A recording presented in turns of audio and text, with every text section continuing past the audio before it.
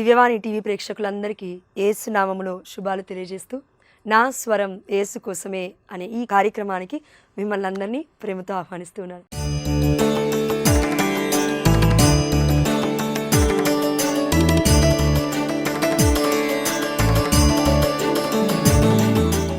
చూడండి, మొదటి భాగంలో గత వారం మనము మరియ తల్లి పుట్టుక పవిత్రమైనది అనే అంశాన్ని మనం ధ్యానించాం, అవునా?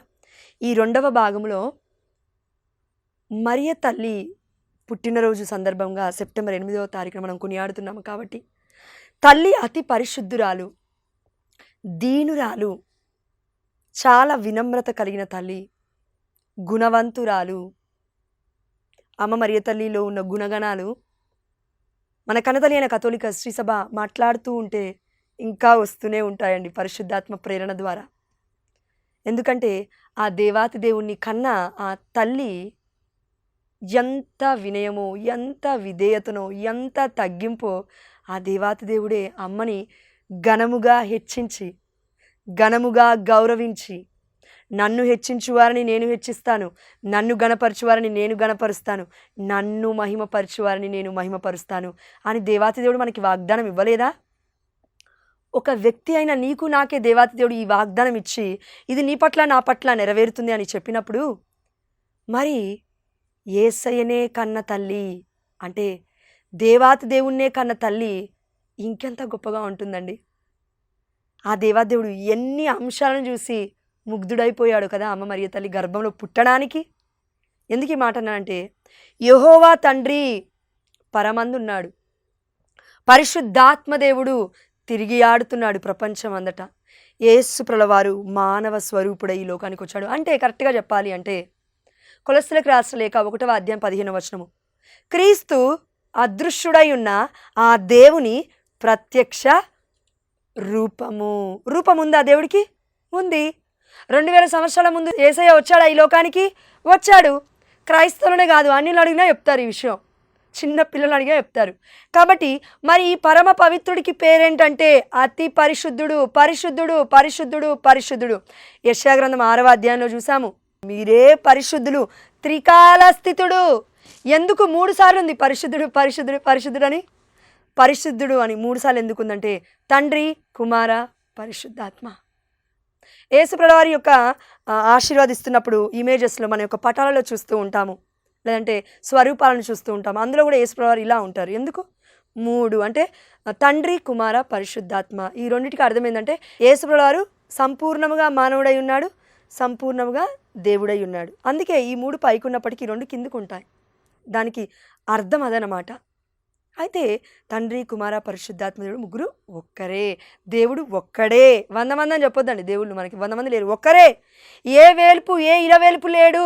ఇదిగో యెహోషువ గ్రంథంలో 24వ అధ్యాయంలో 15వ వచనంలో యెహోషువ ప్రజలందరితో అంటున్నాడు, ఇజ్రాయేల్ ప్రజలతో. మోషే ఆధిపత్యం అయిపోయిన తర్వాత మోషే నాయకత్వంలో నడిపించిన ప్రజలందరినీ ఇప్పుడు కనానికి నడిపించాలి యెహోషువ. మోషేకి తోడై ఉన్న దేవుణ్ణి నేను నీకు తోడై ఉన్నాను యెహోషువ అనగానే ఇదిగో యెహోషువ ముందుకు వేస్తూ ఉన్నాడు తన అడుగులని. అప్పుడు అంటూ ఉన్నాడు, ఇదిగో ఇజ్రాయేల్ ప్రజల్లారా, మీరు ఏ విగ్రహారాధన చేస్తున్నారు? అయితే నేనేం చెప్తున్నా అంటే, నేను నా కుటుంబము యావేను మాత్రమే ఆరాధింతుము. అయితే మీరు ఈ రోజున ఎవరిని ఆరాధిస్తారో మీరు నిర్ణయించుకోండి వాళ్ళకే విడిచిపెడుతున్నాడు. అదేవిధంగా ఈరోజు మనం ప్రశ్నించుకుందాం, ఎవరిని ఆరాధిస్తున్నాయి మన కుటుంబాలు? ఏ దేవుణ్ణి కొలుస్తున్నాయి మన కుటుంబాలు? దేవుడు ఒక్కడే, ఇట్స్ ట్రూ, అది సత్యము, ఇదే నిత్యము. నిత్యమైన దేవుడు మన తండ్రి, త్రికాల స్థితుడు దేవుడు ఒక్కడే ప్రపంచాన్ని సృష్టించింది. అతని పేరు యేసయ్య మాత్రమే. ఇంకా అన్య దేవతల ఆరాధన మనం చేయకూడదు. కాబట్టి ఆ దేవదేవుడు మనకు చెప్తున్నాడు, ఇంత గొప్ప సృష్టికర్త. ఎందుకంటే అబ్రహాము పుట్టక ముందు నేనున్నాను. బప్తిస్మ యోహాన్ గారు అన్నారు, నేను పుట్టక పూర్వమే ఆయన ఉన్నాడు. ఆయన అనగా యేసయ్య. అందుకే యోహాను 1:1లో మనం చూసాము, ఆదిలో వాక్కు ఉండెను, ఆ వాక్కు దేవుని వద్ద ఉండెను, ఆ వాక్కు దేవుడాయను, ఇప్పుడు మన మధ్యలోకి వచ్చి మనుష్యుడై జీవించను. యోహాను 1:14. అంటే దేవుడి మహిమ, దేవుడి రూపము అమ్మ మరియ తల్లి తన గర్భములో మోసిందంటే మన ఆలోచన పరిమితికి అందని ఒక అద్భుతం అది. బైబిల్ ఉంది కాబట్టి కొంచెం అర్థం చేసుకుంటున్నాం, కానీ వేరే వాళ్ళు ఇంకెవరైనా చెప్తే మనం అర్థం చేసుకుని నమ్మను కూడా నమ్మలేం. అది ఎలా సాధ్యమవుతుంది అంటామేమో, కానీ బైబిల్ చెప్తుంది కదా, ఇప్పుడు పరిశుద్ధమైన గ్రంథం చెప్తుంది కదా మనకిప్పుడు. మరి దేవుడి యొక్క వాక్యమే చెప్తున్నప్పుడు, దేవుడే వాక్కయ్య ఉన్నప్పుడు, యేసయ్యే వాక్కయ్య ఉన్నప్పుడు, మరి వాక్యం ఎందుకు విశ్వసించట్లే మనం? అతి పరిశుద్ధుడు, పరమ పరిశుద్ధుడు ఈ యొక్క దేవుడు ఒక సాధారణమైన స్త్రీ గర్భములో పుట్టడానికి ఆశపడ్డాడంట, ముగ్ధుడైపోయాడంట, ఎంతో ఆనందిస్తున్నాడంట. దేనికి? ఆ తల్లి పరిశుద్ధత దేవుని మైమర్పించేసిందండి. అందుకే మన కనతల్లి అయిన కథోలిక శ్రీసభ catechism of the Catholic Church 963 ఏం చెప్తుందంటే, మరియ తల్లి, మదర్ ఆఫ్ చర్చ్, మరియ తల్లి కథోలిక శ్రీసభకి తల్లి అని, కథోలిక శ్రీసభకి శిరస్సు అని యేసుప్రభుని మనం అంటున్నాం. ఈ శిరస్సుకి జన్మనిచ్చిన తల్లి శరీర అవయవాలకి, అంటే ఈ శిరస్సు యొక్క శరీర అవయవాలకు కూడా జన్మనివ్వాలా వద్దా?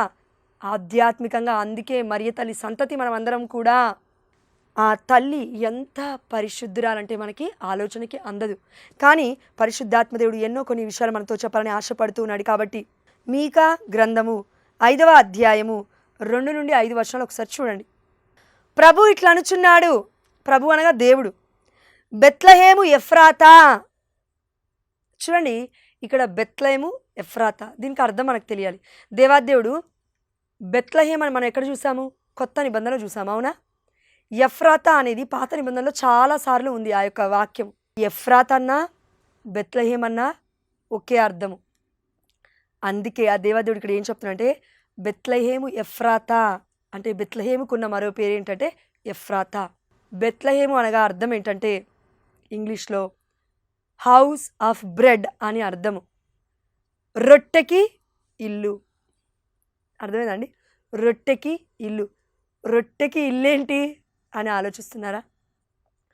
చూడండి, మనం దివ్య మందసనాథుని ఆరాధిస్తూ ఉన్నాము ప్రతి శుక్రవారం, అవునా? చాలామంది బిడ్డలమైతే దివ్య మందసం ముందు కూర్చుంటాం. దేవుడి కృప వల్ల నాలాగా దేవుడు సమయం ఇస్తే కూర్చుంటాం. అయితే దివ్య మందసం దగ్గరికి వెళ్ళి మనం చూస్తున్నప్పుడు దివ్య సప్రసాద నాథుని అప్పరూపంలో మనం చూస్తున్నాము. కానీ యేసయ్యే అనే విశ్వాసం మన కనతలైన కథోలిక శ్రీసభ మనకు అందించింది. ఇది నిజం, ఇది నిజం. ఇదిగో నా శరీరము, ఇదిగో నా రక్తము, దీన్ని మీరు భుజించి పానము చేయండి, ఇది నా జీవాహారం అని యోహాను 6:48-35 దేవుడు చెప్పాడు, అవునా? ఎస్. అయితే ఇప్పుడు ఈ దివ్య మందసములో ఉన్న దివ్య సప్రసాదనాథుని మనం చూస్తున్నాం, అవునా? దివ్య మందసం ఎవరు? అమ్మ మరియ తల్లి. దివ్య మందసం ఎక్కడుంటుంది? దేవుడి యొక్క దేవాలయంలో ఉంటుంది, అవునా? ఇప్పుడు దివ్య సప్రసాదాన్ని పొందుకోవాలంటే మనం ఎక్కడికి వెళ్ళాలి? దేవుడి దేవాలయంలోకి వెళ్ళాలి. ఆ దేవాలయంలో దివ్య మందసములో ఎవరుంటారు? యేసు ప్రభువు వారి యొక్క రక్త శరీరాలు ఉంటాయి. అందుకే పాత నిబంధన ఏం చెప్తుందంటే, దివ్య మందసం అనగా, ఇక్కడ పాత నిబంధన దివ్య మందసంలో 3 ఉన్నాయండి. ఆ వస్తువులు ఏంటి? మన్నా, అహరోను అంటే ఆ యొక్క యాజకత్వం పుష్పించిన కర్ర, అదేవిధంగా 10 ఆజ్ఞల 2 పలకాలు. ఈ 3 కూడా యేసు ప్రభువు వారి పట్ల నెరవేరాయి కొత్త నిబంధనలు, అవునా? ఎస్. అయితే ఇప్పుడు యేసు ప్రభువు వారిని మోసిన గర్భం ఎవరిది? అమ్మ మరియ తల్లిది. ఇప్పుడు ఆ తల్లి గర్భము నుండి మనం తీసుకుంటున్నాం దివ్య సప్రసాదాన్ని. అంటే రక్త మాంసములతో ముద్దగా తయారైన యేసు ప్రభువు వారిని దేహాన్ని, రక్తాన్ని. దేహం లేకుండా రక్తం ఎలా వస్తుందండి? రాదు కదా. ఆ తల్లి గర్భములో ఆ బిడ్డ పవిత్రమైన పిండముగా ఆ దేవాదేవుడి యొక్క ప్రణాళిక ప్రకారం, పరిశుద్ధాత్మ మహిమోపేతమైన ప్రభావము తేజస్సు ప్రకారం వెలుగొందాడు, అంటే రూపొందింపబడ్డాడు తల్లి గర్భంలో. ఇదంతా కూడా ఎక్కడో పరలోక రాజ్యంలో జరగలేదు, ఇక్కడే జరిగింది, ఈ భూలోకంలో. అందుకే ఆ దేవాదేవుడు మనకు అర్థం అవ్వాలని మనం అంటాం కదండి పరలోక ప్రార్థనలో, పరలోకమందున్న మా యొక్క తండ్రి, మీ నామం పూజింపబడునుగాక, మీ రాజ్యం వచ్చునుగాక, మీ చిత్తము పరలోకమందు నెరవేరునట్లు భూలోకమందు నెరవేరునుగాక. దేవుడి చిత్తం ఆల్రెడీ పరలోక రాజ్యంలో నెరవేరింది, ఈ భూలోకంలో నెరవేరింది. అదేంటి? దర్శన గ్రంథము 12వ అధ్యాయము 11వ అధ్యాయం 12వ అధ్యాయం మనం చూస్తే, ఇదిగో దేవాలయము తెరవబడెను. అక్కడ దివ్య మందసం అంటే ఆ యొక్క నిబంధనపు పెట్టే కాననయ్యెను కనబడింది. మెరుపులు, గర్జనములు, ఉరుములు అంటే దేవుడి సన్నిధిని సూచిస్తూ ఉన్నాయి ఆ సౌండ్స్ అన్ని. 12వ అధ్యాయము 1వ వచనంలో, ఇదిగో స్త్రీ దర్శనమిచ్చెను. సూర్యుడే ఆమె వస్త్రములు, చంద్రుడే ఆమె పాదముల క్రింద ఉండెను. ఆమె నిండు చూలాలు ప్రసవ వేదన వలన మూలుగుచుండెను. ఇది ఎక్కడ జరుగుతుంది? దర్శన గ్రంథం మొత్తం దర్శనంలో జరుగుతుంది. యోహాను గారు చూస్తున్నారు. అందరూ అపోస్తులు చనిపోయిన తర్వాత చివరిగా నిలబడింది మన యోహాను గారు. అమ్మ మరియ తల్లికి ఇచ్చేశాడు కదా, ఇదిగో యోహాను నీ తల్లి స్లీవ క్రింద, ఇదిగో తల్లి నీ బిడ్డ నీ కుమారుడు అని ఆ దేవాదేవుడు మనందరినీ కూడా తల్లికి ఇచ్చేశాడు. తల్లిని మనందరికీ కూడా సొంత తల్లిగా ఇచ్చేశాడు. అందుకే స్వీకరించిన యోహాను గారికి దేవుడు దివ్య దర్శనాన్ని చూపిస్తున్నాడు. అదేంటంటే నా తల్లి పవిత్రమైన గర్భము, దేవుడి ప్రణాళిక, దేవుడి యొక్క మహిమలో అమ్మ మరియ తల్లి పాలి భాగస్తులుగా ఉంది అని ఆ దేవాదేవుడు చూపిస్తున్నాడు దర్శనంలో. అందుకే మరియ తల్లి పవిత్రముగా గర్భము ధరించింది అని చెప్పడానికి ముఖ్యమైన కారణం ఏంటంటే, పరలోక రాజ్యంలో గర్భం ధరించడం ఏంటి, పరలోక రాజ్యంలో సూర్యుడి వస్త్రములు అవ్వడం ఏంటి, పరలోక రాజ్యంలో చంద్రుడు ఆమె పాదముల క్రింద ఉండడం ఏంటి? దేవాతి దేవుడు తల్లిని మహిమపరుస్తున్నాడు, తల్లిని గౌరవిస్తున్నాడు, తన తల్లి యొక్క గొప్పతనాన్ని ఈ ప్రపంచానికి తెలియజేస్తూ ఉన్నాడు, ప్రకటిస్తున్నాడు. ఇదే ప్రకటించమని దేవాదేవుడు చెప్తున్నాడు.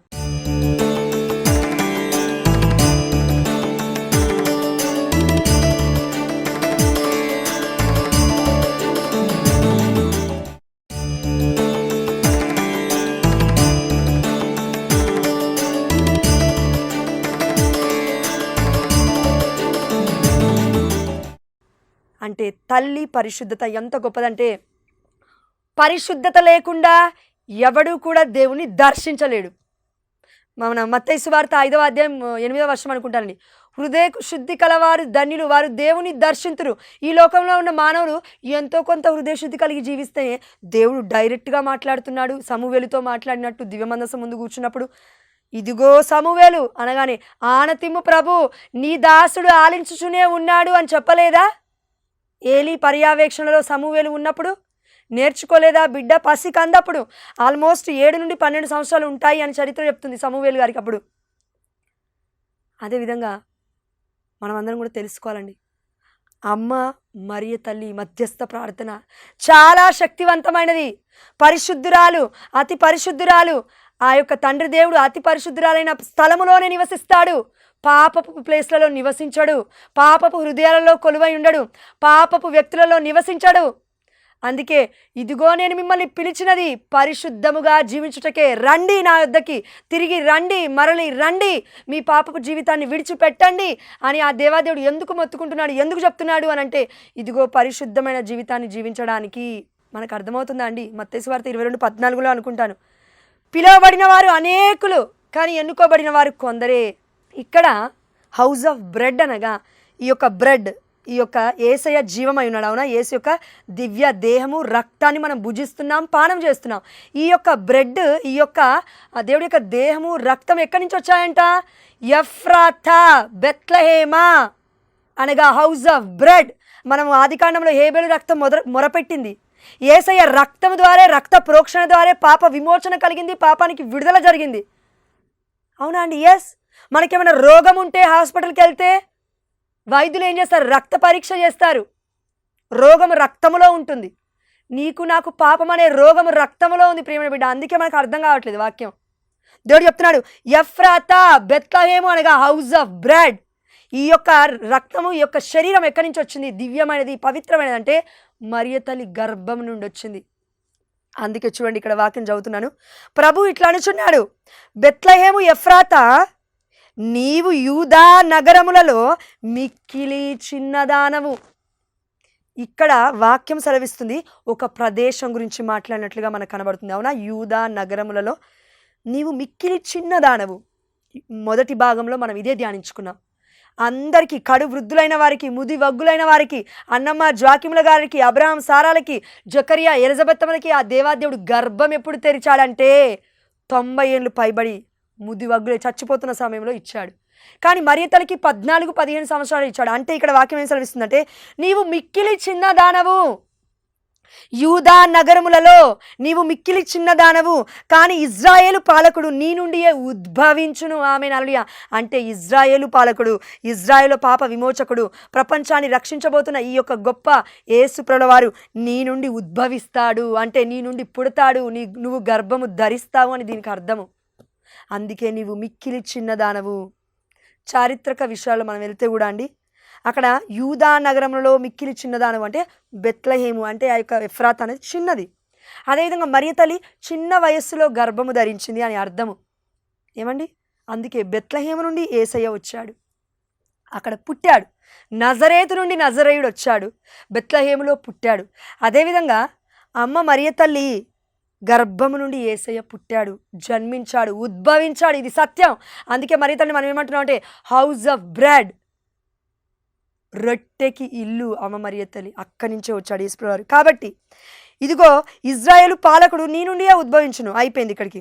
అతని వంశము పురాతన కాలమునకు చెందినది. అర్థమవుతుందండి వాక్యము? అబ్రహాము పుట్టకముందే నేనున్నాను. బప్తిస్మ యోహాను గారు అంటున్నారు, నేను పుట్టకముందే ఆయన నాకన్నా ముందే ఉన్నాడు. ఎక్కడున్నా అంటే ఆది కాండము, ఆది పుట్టకముందే ఉన్నాడు. దేవుడు మహిమలో ఉన్నాడు. తండ్రి, కుమార, పరిశుద్ధాత్మ దేవుడు ఈ యొక్క సృష్టిని సృష్టించక పూర్వమే ఉన్నారు. దేవుడు ఈ యొక్క సృష్టిని సృష్టించాలంటే దేవుడు ముందే ఉండాలి. నీలాగా నాలాగా ఉండడు. సృష్టి పుట్టిన తర్వాత ఉండడండి. దేవుడు పుట్టక ముందే ఉంటాడు. అన్ని పుట్టించేది దేవుడే కాబట్టి, నీకు నాకు పిల్లనిచ్చేది దేవుడే కాబట్టి, గర్భఫలాన్ని ఇచ్చేది దేవుడే కాబట్టి, తల్లికి మరియ తల్లికి ఇచ్చింది దేవుడే కాబట్టి అనుగ్రహ పరిపూర్ణురాలు. అందుకే అమ్మ మరియ తల్లి దేవుడి అనుగ్రహాన్ని పరిశుద్ధత ద్వారా పొందుకుంది. నువ్వు నేను పాపాన్ని ఏ విధంగా అయితే మన యొక్క జీవితంలో పెట్టుకొని పాప జీవితాన్ని భరిస్తూ రోగాలు, వ్యాధులు, కుళ్ళు, కుతంత్రాలు పెట్టుకొని శాప విమోచన లేకుండా బ్రతుకుతున్నామో, స్లీవ వైపు చూడకుండా మరియ తల్లి యేసు ప్రభువారు స్లీవకి అంట కొట్టక ముందే ఏమనిందండి? లూకాసు వార్త 1:1 నా హృదయము ప్రభువును స్తుతించుచున్నది, నా ఆత్మ నా రక్షకుడు దేవుని యందు ఆనందించుచున్నది. రక్షకుడు అని ముందే పసిగట్టింది అమ్మ మరియ తల్లి. అప్పటికి మరియ తల్లికి ఇంకా కన్సీవ్ అయిందండి. యేసు ప్రభువు 33.5 సంవత్సరాలకి మరణించిన తర్వాత ప్రపంచానికి రక్షణ వచ్చింది. కానీ మరియ తల్లికి ఎప్పుడు వచ్చింది రక్షణ? పరిశుద్ధాత్మ ప్రభావము ద్వారా తన తల్లి గర్భములో ఉన్నప్పుడే పరిశుద్ధపరచబడి దేవుడి ప్రణాళిక చొప్పున ఆ యొక్క తల్లి ఆ యొక్క అన్నమ్మ జ్వాకంలోకి పుట్టిన తర్వాతే అమ్మ మరియ తల్లికి రక్షణ వచ్చింది. ఎందుకు? ఈ రక్షకుని పవిత్రంగా మోయాలి, పవిత్రంగా కనాలి, ఈ యొక్క లోకానికి, పాపపు లోకానికి పరిశుద్ధిని అందించాలి, బలియాగముగా ఇచ్చేయాలి, కృతజ్ఞత బలిగా ఇచ్చేయాలి. కాబట్టి ఆ తల్లికి ఎన్ని గర్డ్స్ ఉండాలి, ఎంత ధైర్యం ఉండాలి, ఎంత శక్తి ఉండాలి ఒక తల్లికి తన కుమారుని ఈ ప్రపంచం కోసం అర్పించాలంటే. అందుకే మనము సెప్టెంబర్ 8వ తారీఖున అమ్మ మరియ తల్లి పుట్టుకని కొనియాడుతున్నాము. ఈ యొక్క సెప్టెంబర్ నెల మొత్తము కూడా వ్యాకుల మాతని కొనియాడుతున్నాం. వ్యాకుల మాత అంటే అమ్మ మరియ తల్లి పడిన మరణ వేదన క్రూసిఫిక్స్లో, అంటే యేసుప్రభువు వారి యొక్క 14 స్థలాలు అంటాం కదండి మనం. 14 స్థలాలు కాదండి. యాక్చువల్లీ యేసుప్రభువు వారు పుట్టినప్పటి నుండి 33.5 ఏళ్ళ వరకు బ్రతికిన, దేవుల్లో నివసించడానికి, దేవుడి చిత్తానుసారంగా జీవించడానికి, అంటే పాపంలో పడకుండా ధైర్యంగా నిలబడడానికి ఆ తల్లి తన సాయ శక్తుల ప్రయత్నించింది. అదేవిధంగా పునీత జోజప్ప గారు కూడా దేవుడి ఆజ్ఞకి లోబడి ఆ తల్లి పవిత్రతను కాపాడాడే తప్ప ఎక్కడా కూడా అమ్మ మరియ తల్లిని కించపరచలేదు, అవమానపరచలేదు. పరిశుద్ధాత్మ ప్రభావం వలన నా భార్య గర్భము ధరించింది అని విశ్వసించాడు.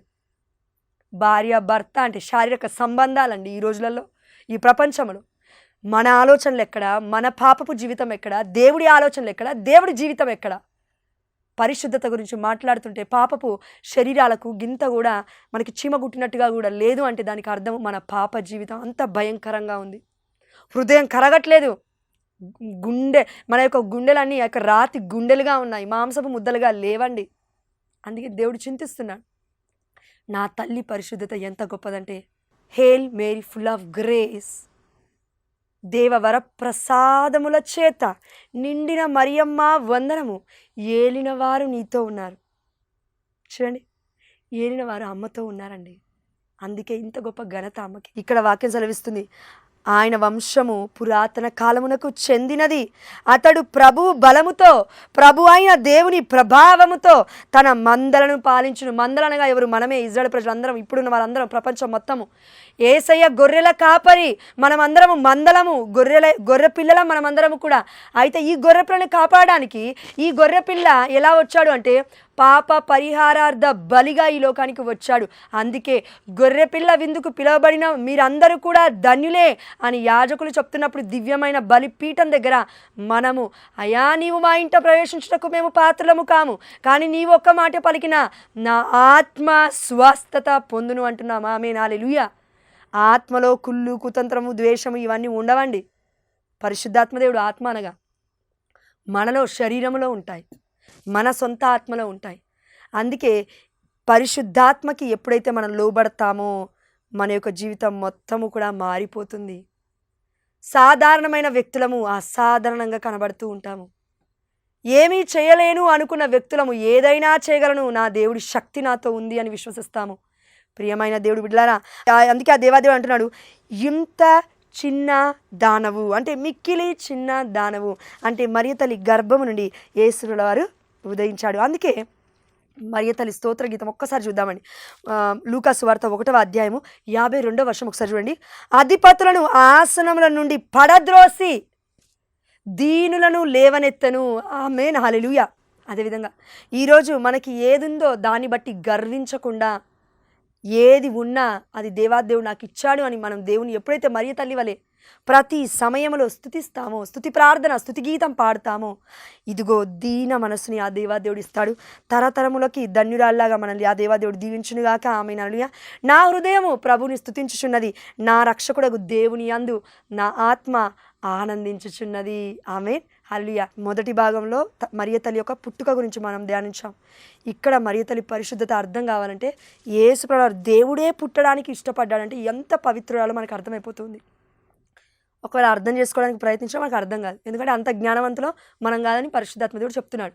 కాబట్టి ఈ వాక్యాన్ని బట్టి, ఈ వాక్య పరిచర్య బట్టి ఆ దేవాది దేవుడికి సమస్త ఘనత, మహిమ, ప్రభావములు చెల్లిస్తూ 3వ భాగంలో మనము మరియ తల్లి ఊరేగింపు గురించి తెలుసుకుందాం. అప్పటి వరకు ఈ యొక్క దివ్యవాణి టీవీ ఛానల్ని వీక్షిస్తూనే ఉండండి. తండ్రి, కుమార, పరిశుద్ధాత్మ దేవుడు మనతో సహవాసం చేస్తూ ఉన్నారు. తండ్రి మనల్ని దీవిస్తూ ఉన్నాడు. యేసయ్య మన మీద కృపను చూపిస్తూ ఉన్నాడు. పరిశుద్ధాత్మ దేవుడు మనతో సహవాసం చేస్తూ ఉన్నాడు. మనతోనూ మన కుటుంబములతోనూ పరిశుద్ధాత్మ సహవాసము ఎల్లవేళలా ఉండునుగాక. ఆమేన్, హల్లెలూయా. మరియ తల్లి మధ్యవర్తిత్వ ప్రార్థనల ద్వారా బాధలో, కష్టాలలో, కన్నీళ్లలో, కడగండ్లలో ఉన్న ప్రతి బిడ్డ యొక్క కన్నీరు కూడా నాట్యములా ఆ దేవాతి దేవుడు యేసు నామములో మార్చునుగాక. ఆమేన్, హల్లెలూయా. పితా, పుత్ర, పవిత్రాత్మ నామమున ఆమేన్.